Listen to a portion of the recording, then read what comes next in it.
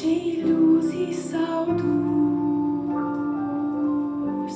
ce iluzii mai sunt,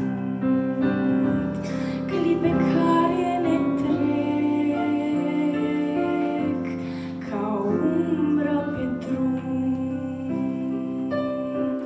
Alergăm după nori, alergăm după vânt și deschidem târziu punii goi. Vrem un nou început, însă timpul pierdut nu se întoarce nici când înapoi. Spune de ce